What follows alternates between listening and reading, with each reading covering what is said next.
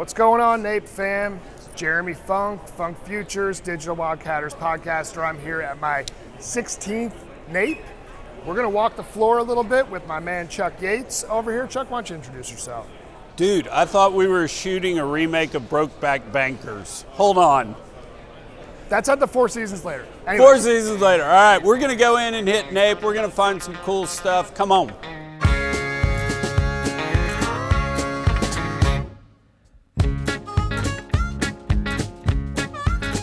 So Dan, how many NAPEs for you? I don't even know. It was like Westman Galleria was where I started, so probably 30. Is this your first NAPE? No, not by a long shot. Armand, how many NAPEs? I've been to all the NAPEs since 2010. What number NAPE is this for you? Gosh, probably 5, 6, something like that. Okay. How many NAPEs have you been to now? About 4 now. This is my 4th. This is only your 4th NAPE? What do you like about it? I like the reconnecting with clients and meeting new people. I just discovered this new small startup company in the oil and gas tech space, apparently called Envirus. Let's go see what this small startup's up to. Come on over here. Here we are at the Envirus booth, and I've got John Hill over at Envirus. John, tell us in 5 seconds, what does Envirus do? So we're a software solutions company in the energy space, servicing everyone. That's all, guys. Thank you. NAPE is it's a great place to just connect with everyone in the oil and gas industry, and aside from that, just anyone in energy in general. I mean, this is my 2nd year here, so it was a lot of fun last year, and I'm looking forward to the rest of it this year too. Alex. Yep. Taking over the oil and gas business. Well, we hope. Next move. What's happening? Yeah, so we decided after 2 years, we're moving to Houston. So we're relocating offices as of March 1st. All right, have we signed lease space yet, or do we know where you're going to be? Looking this weekend. Looking this weekend. There you go. We're in NAPE for today, and then this weekend we're going to look for office. All right, give us one word of wisdom. I think the best deals are done when both parties are transparent about information. And I think one of the struggles in oil and gas right now is operators are timid to give factual and accurate information, but what they don't realize, coming from another industry, the more upfront you are, the easier the transaction goes and the faster it will happen. So if more operators are more transparent with their information, I think it'll really help the industry. The more you tell me, the more I can stretch. Correct. I actually believe that. Yep, 100%. All right, it's my favorite Rice brother. Emphasis on favorite. Oh, total emphasis on favorite. And yeah, most handsome. But I've never done this. I've never rank ordered the Rice brothers. Except so for me. Ryan's number 1, and I have a hoodie that says that. Who's number 2? Danny or Derek. Danny or Derek? I'm gonna go with Derek. Okay. I'll go Derek number 2. Who's number 3? Danny or Derek again. Danny or Derek. I'll go Danny. Who's number 4? Not Toby. Not Toby. No, we're just kidding. We love Toby. We love Toby.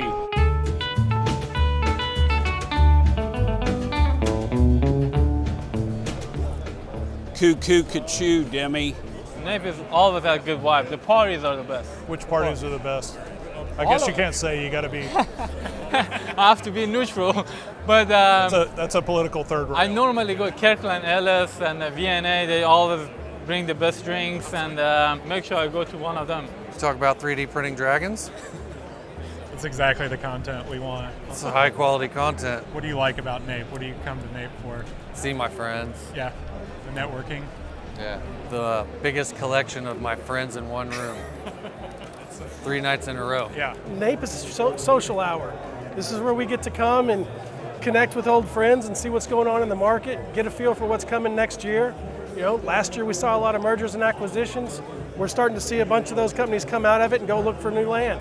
So let's see what the market's going to be next year. What advice would you have for the first-time NAPE goer? Comfortable shoes, don't be shy, and enjoy yourself.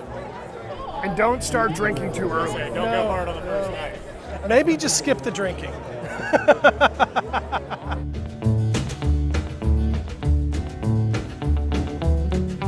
Verdun? Not yet. For everybody who's wondering out there, what is Bitcoin mining doing at a NAPE conference? Bitcoin mining has kind of turned itself from a hobby like plugging your CPU or a GPU in your house to a pretty industrialized 15 plus gigawatt interconnection process. It's a lot of energy, and the petroleum industry is no stranger to energy production and like energy consumption too. There's a lot of intersections. Like Bitcoin mining, you can even see it as like almost like a very boring PDP deal. Yeah. Like you have infrastructure that you can deploy. You have a very transparent like dollar per MCF that you can return. And they're longer term on the contracts, asset. right? Yeah. Like it doesn't work everywhere, right? But there's situations where it can be like very mutually beneficial to co-locate Bitcoin mining on a pipeline asset, on a stranded asset. As everything is electrifying too, you've got the grid connected side of Bitcoin mining. It's an energy arbitrage tool for the grid, flexible load. Gideon's been beating that drum for 5-6 years. Yeah, for sure. So it's just really cool to see the intersection. Absolutely. How is AI kind of impacting the oil and gas industry? What are some things that you guys are doing and seeing in the space to help out? It could be everything. It just depends on what area you're in. I think that's the crazy thing about AI right now. For us, what we're seeing is you've got operators with tens of thousands, hundreds of thousands owners that are asking a lot of them the same questions over and over about their payments and all, their contracts and all that kind of stuff.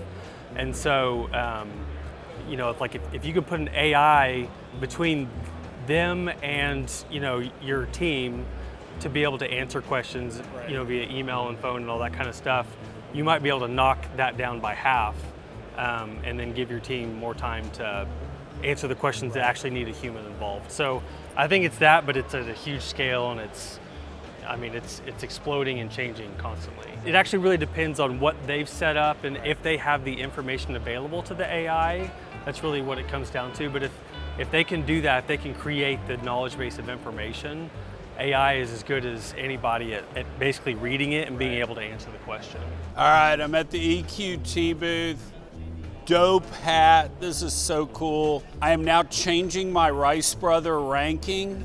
Toby has gone from 4 to 3. Sorry, Danny. I enjoy coming to NAPE again just to see the people, see the vibrancy of the energy industry. You don't get this many people in a room together ever. So just to be here, to see the energy industry, to see how it's bouncing back, especially over these last 3-4 years, it's really great to be able to just feel the energy, feel the electricity in the room. NAPE, feel the energy. You know that I worked at W Energy Software for about a year. I remember that. Right.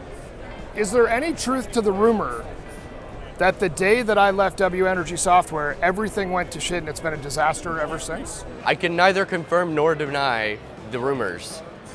Thanks for coming, Harris. We're here with Erin Fair over at ResNet. I wanted to ask her how gamification is going to change the oil and gas industry. Well, we are optimizing productions and we're using this gamification to really influence behavior and drive the changes that we want to see. We've made all of these fun challenges that you can customize. You can see what is the business initiative, and then you can customize your challenge to start to influence the work and behaviors that you want to see to optimize the business. And it's a lot of fun, plus it builds culture. It's a great time. My favorite things that you guys do is like the leaderboard function, right? I think everyone in our industry, generally speaking, is pretty competitive, and just by putting things up like a leaderboard, it influences how people make decisions and what they're focused on and stuff. And so this is your second NAPE? This is my second NAPE. How was second NAPE for you?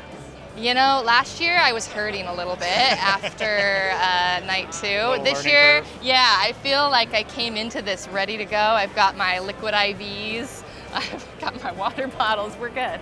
Yeah, Forbes Mazars has been part of this conference since pre-branding to, when we were... What if there were 5 of us? 5 of you?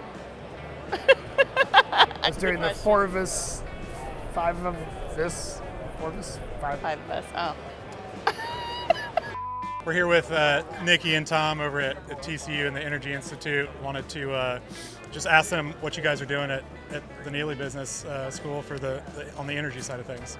Well, I think first and foremost, John, is keeping the students current. Yeah. What's going on today? What happened yesterday? Can we explain that? What do we think is going to happen in the future? We do emphasize experiential learning at the Neely School of Business, specifically with the Institute. So field trips are a big thing. Anything where you can get the students out and they can see things. They've already been on a rig trip. Nikki and I actually drove out to Midland and back to look at a Brazos midstream gathering processing plant they built because it's kind of state of the art. Awesome. So yeah, we don't want to just say, hey, this is how it works. We want to show them.